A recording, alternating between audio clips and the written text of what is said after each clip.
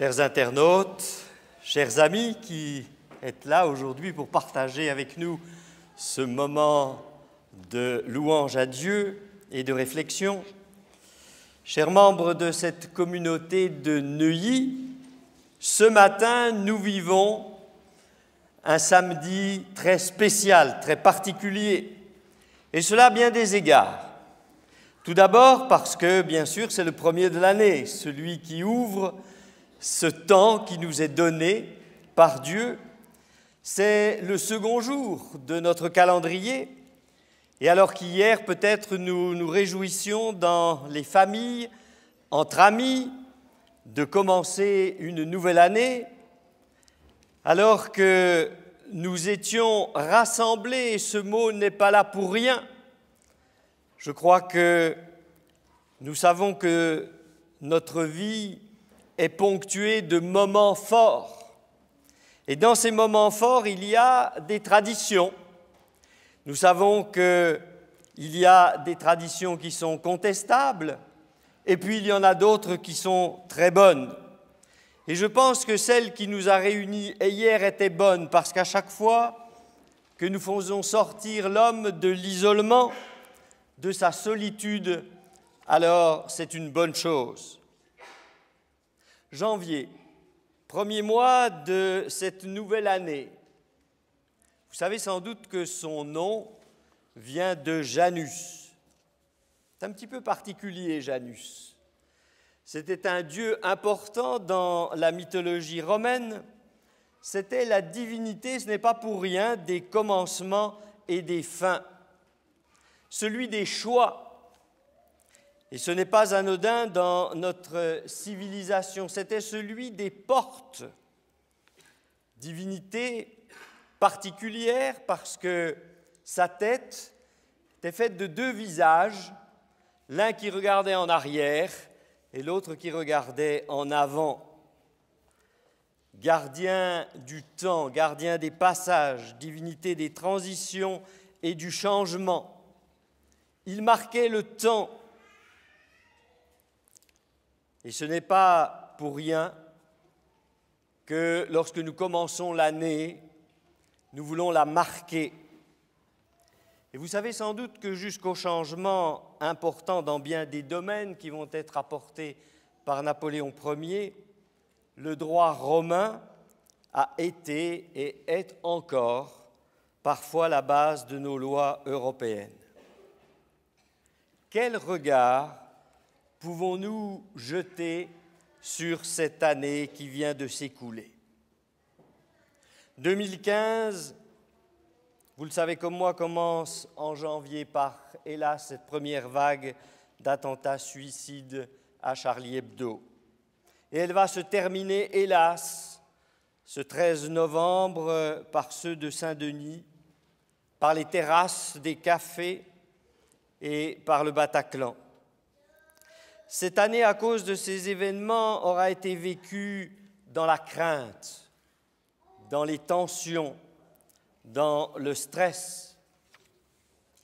Si nous regardons vers le chômage, hélas, il n'y a pas beaucoup d'amélioration, ce qui va entraîner une sorte de désordre, car pour son équilibre, l'homme, la femme a besoin d'un travail, il a besoin de s'épanouir dans ce qu'il a choisi dans la vie. Émigration débordante dans toute l'Europe, résultat de la guerre qui oblige des populations entières à des déplacements souvent au péril de leur vie. Résultat, familles angoissées, gouvernements souvent dépassés par ces phénomènes. Et je ne dirai pas grand-chose sur les phénomènes climatiques qui ont créé tant de désordre dans le monde et aussi dans notre pays qui n'a pas échappé. Cela me faisait penser à un texte biblique et je vous invite à le prendre avec moi ce matin dans l'Évangile selon Luc. Luc, chapitre 21, verset 25. Oh, un texte que vous connaissez bien, mais qui a sans doute ce matin une résonance toute particulière. Sur terre, les hommes ne sauront que faire au bruit de la mer et des flots. Et vous savez que dans la Bible, la mer et les flots, ce sont les peuples, parce qu'il y aura de l'angoisse chez les nations. Quand je lis ce texte, je ne peux pas m'empêcher de penser que si d'autres l'ont vécu d'une manière ou d'une autre, pour nous, il a une résonance particulière aujourd'hui et il l'a eu tout au cours de cette année 2015. Les hommes ne sauront que faire. Parce que si nous sommes vivants, nous vivons dans une vision d'espoir. Ce n'est pas l'angoisse que Dieu souhaite nous donner. Cette vision d'espoir qui transformera notre futur dans les semaines, dans les mois qui viennent, et nous l'espérons. C'est Jean-Jacques Rousseau qui écrivait « On jouit moins de ce qu'on obtient que de ce que l'on espère ». Et puis, il y a eu nos bonnes résolutions au soir du 31 décembre, parce que nous voulions marquer le changement, vivre d'espoir de cette nouvelle année qui allait bientôt s'ouvrir. Et pour nous croyants, nous allons tourner nos regards vers la parole de Dieu. Quelle vision d'espérance nous donne-t-elle pour notre vie? Quels encouragements nous apporte-t-elle cette année encore? Quelles promesses Dieu a pour chacun d'entre nous? Je vous invite à prendre un texte cher à l'apôtre Paul dans l'épître aux Hébreux. Hébreux chapitre 12. Hébreux chapitre 12,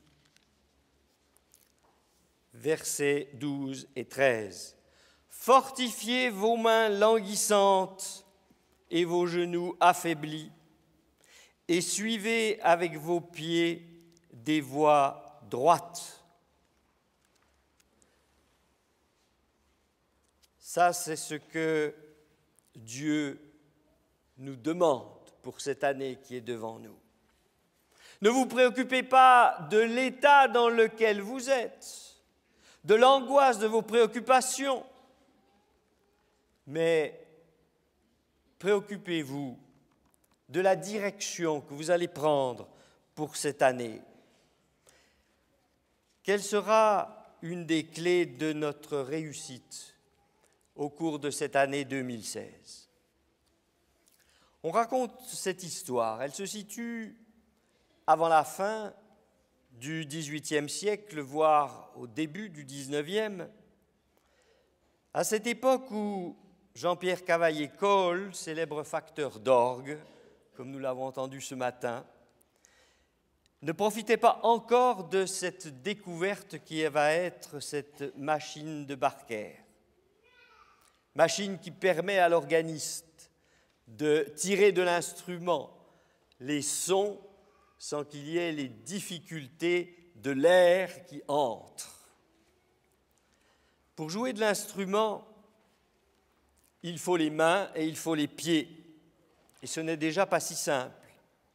Et cela demande bien de la dextérité au concertiste.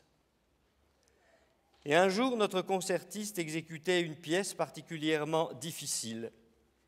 Et il fallait beaucoup d'air dans les tuyaux, qui était apporté par un jeune enfant qui était caché derrière et qui animait le soufflet.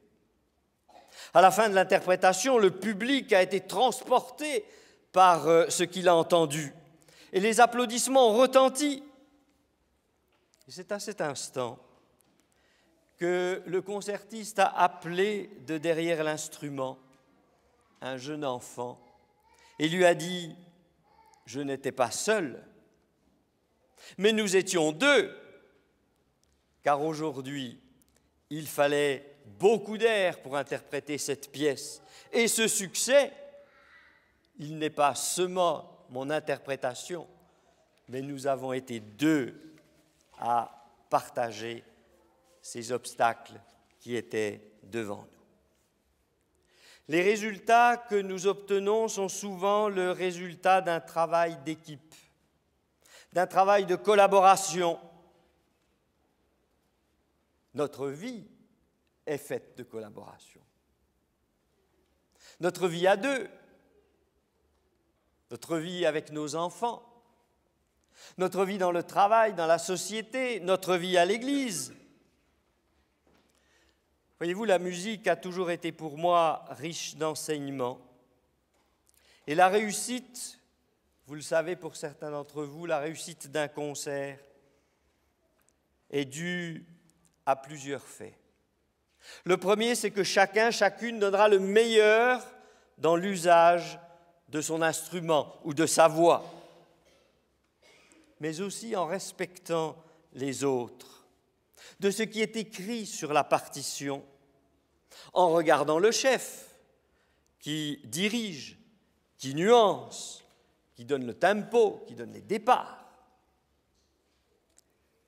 La réussite est acquise par le groupe. Et au passage, ce matin, j'aimerais remercier dans cette église tous ceux qui nous émerveillent par leur talent de musiciens, de chanteurs. Notre année sera une bonne année si nous voulons la vivre ensemble, côte à côte, épaule contre épaule. Poursuivons notre lecture de cet épître aux Hébreux, le verset 14.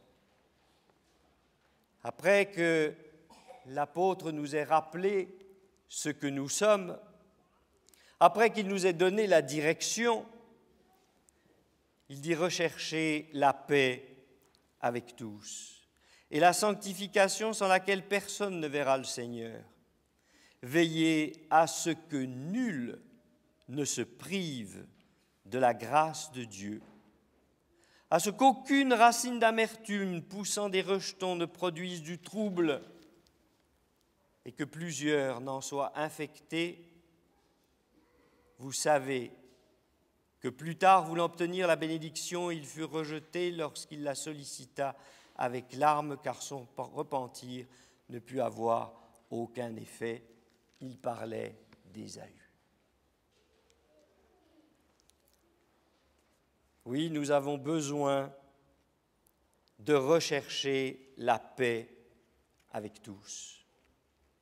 C'est le but, un des buts que Dieu poursuit dans notre histoire d'hommes et de femmes. Et il dit, veillez à ce que personne ne se prive de la grâce de Dieu. Ah, la grâce de Dieu! N'est-ce pas merveilleux? N'est-ce pas merveilleux de penser que cette année, si nous le voulons, si nous le souhaitons ardemment, ce sera encore pour nous croyants une année de grâce de Dieu. Et il dit, c'est là le chemin de la sanctification. Vous connaissez bien ce texte dans l'Épître aux Romains du même apôtre qui dit « Nul ne vit pour lui-même ». Nous pourrions dire, face à tous ces événements du Moyen ou du Proche-Orient, le christianisme est menacé. Certains disent qu'il est en danger. Nous devons notre culture chrétienne à tous ces martyrs des premiers siècles, dont il est dit que leur sang était une semence pour cette nouvelle croyance. Et dans cette même épître aux Hébreux, l'apôtre Paul écrira, et nous pouvons le reprendre à notre compte aujourd'hui. Il sort cela comme une immense fresque de l'histoire.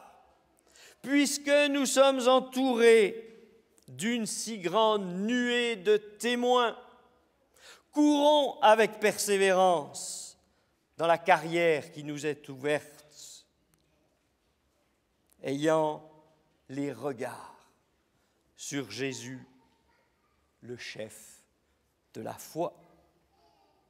Oui, Jésus a ouvert le chemin qui mène à la vie.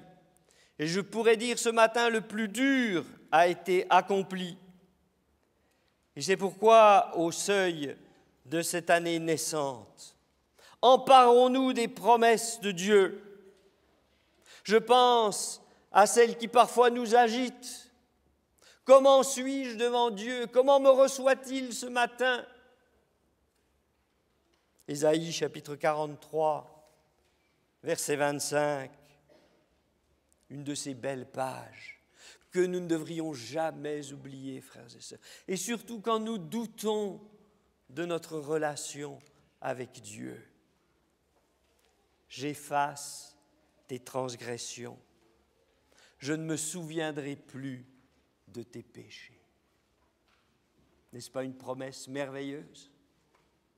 N'est-ce pas quelque chose que nous devons graver au fond de notre cœur?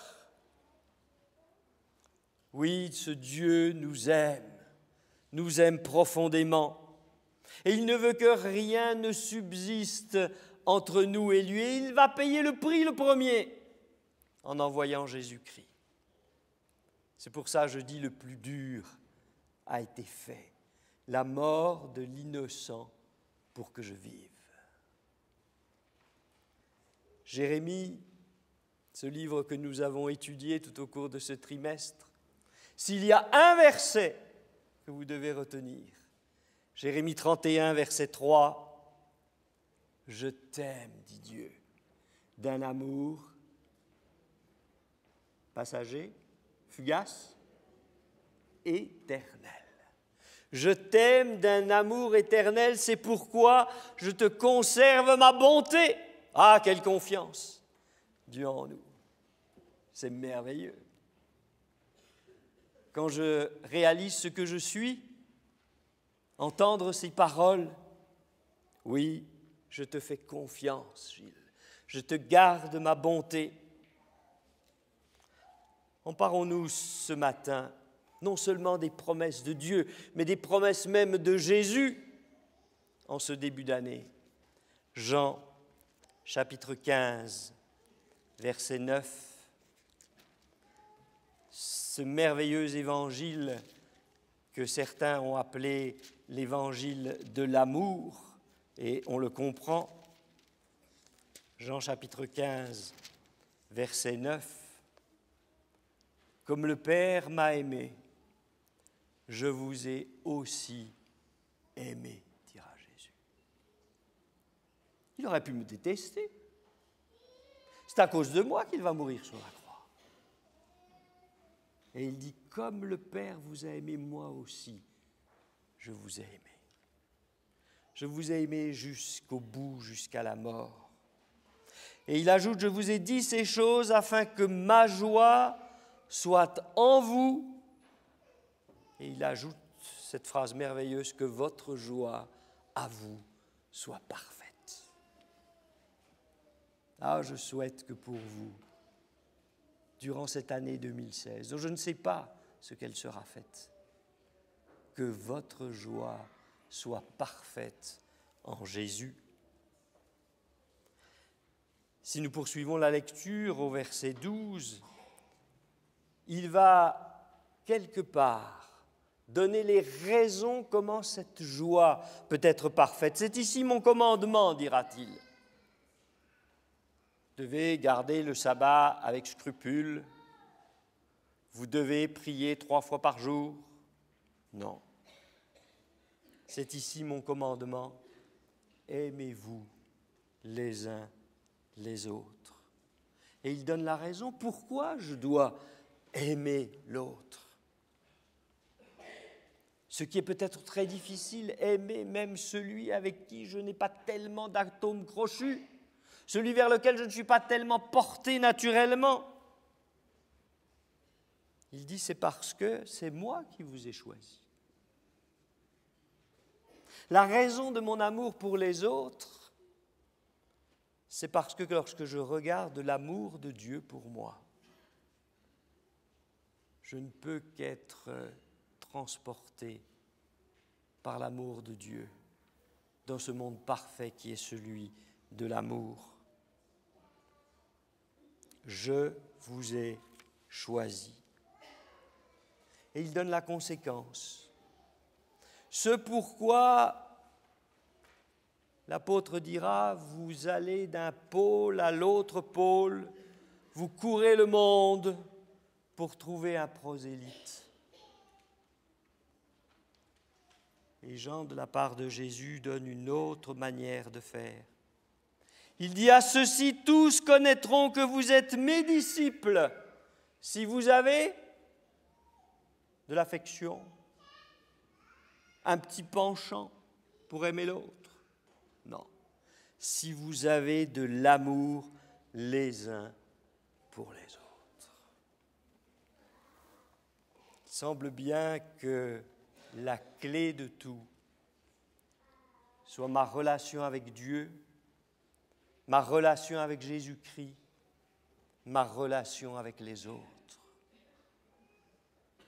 Et vous savez que Jacques le dira, tu ne peux pas dire que tu aimes Dieu si tu n'aimes pas ton frère. Ce n'est pas possible, cela. Allons à lui avec nos mains malades, nos genoux affaiblis, comme le dit Paul, parce que Jésus est le même, hier, aujourd'hui et éternellement. Et frères et sœurs, au nom de toutes ces promesses, permettez-moi de vous souhaiter une bonne année 2016. À vous, internautes qui nous regardez et qui vivez avec nous ce moment de promesse de Dieu et du Fils, soyez en paix et en amour de la part du ressuscité. À vous qui êtes seuls ce matin, pour qui les années pèsent, parce qu'il n'y a pas celui ou celle qui est à vos côtés, que vous auriez peut-être aimé. Soyez fortifiés de cet amour de Dieu, votre Père, de cet amour de Jésus qui a tout fait pour vous, de cet amour de vos frères et sœurs qu'il vous témoigne semaine après semaine. À vous, famille de cette église de Neuilly, ne perdez pas au cours de cette année la vision du ciel qui vous est acquise une fois de plus par Jésus-Christ. Amen.